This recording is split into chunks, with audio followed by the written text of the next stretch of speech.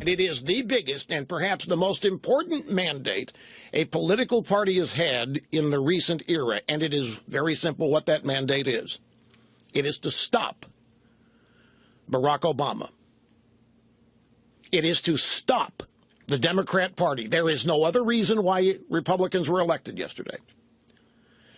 Republicans were not elected to govern. There is going to be a firestorm on Capitol Hill. You're going to see calls for impeachment. I don't mean that necessarily they'll do it, but there'll be calls for it. Some of the other things that people are suggesting, such as possible impeachment of the president for what many would consider lawless actions if he goes too far. Some have suggested if he goes too far, he should be impeached. How big would the action have to be? What would he have to do to make it an impeachable offense, that would so offend the Republicans, they would take the political perilous step of impeaching him? Is President Obama trying to bait the Republicans into impeaching him? Normally, if a president does something that would bring the country to a tipping point, the first thing people would say is impeachment.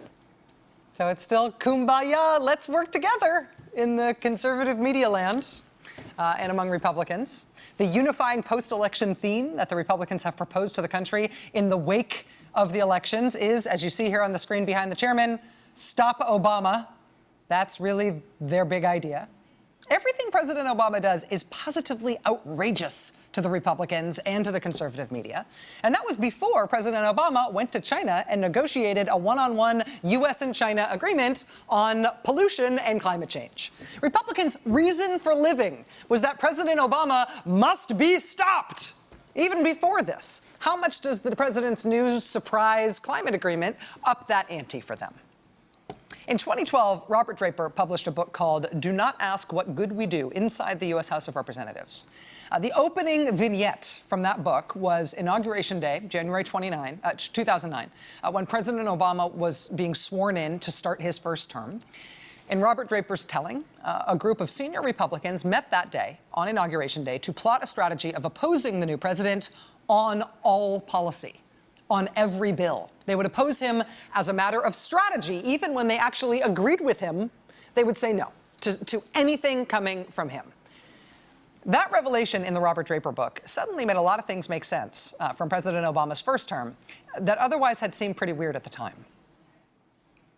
This law failed by 7 votes when 7 Republicans who had co-sponsored the bill had co-sponsored the idea, suddenly walked away from their own proposal after I endorsed it. So they make a proposal, they sign on to the bill, I say, great, good idea. I turn around, they're gone. What happened? Yes, they did agree with you on stuff, but they couldn't possibly do anything with you. They decided that would be a fate worse than death. And this has been a fruitful strategy for the Republican Party. They won the House in 2010. They won the Senate in 2014.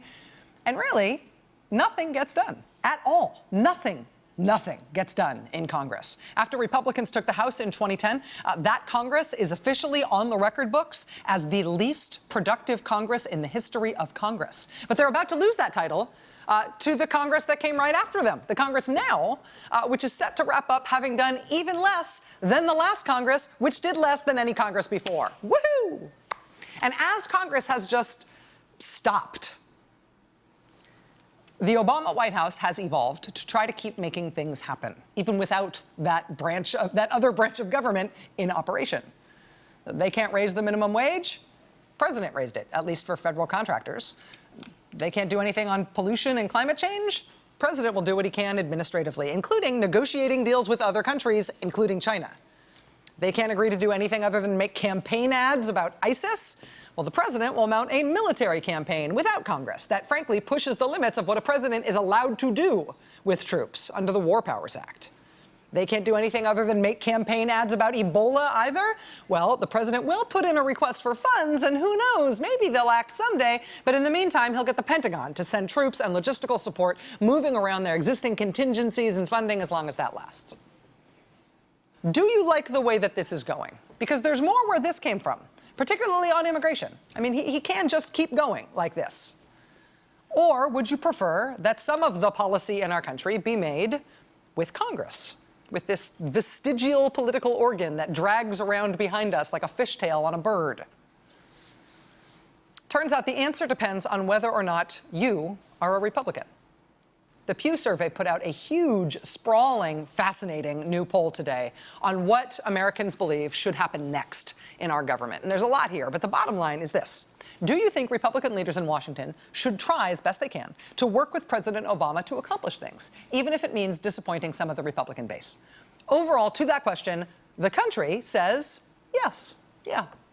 You guys work together to do something. A clear majority of the country says yes, do something together. But when you ask just Republican voters the same question, look, the answer is no, 2-to-1 no.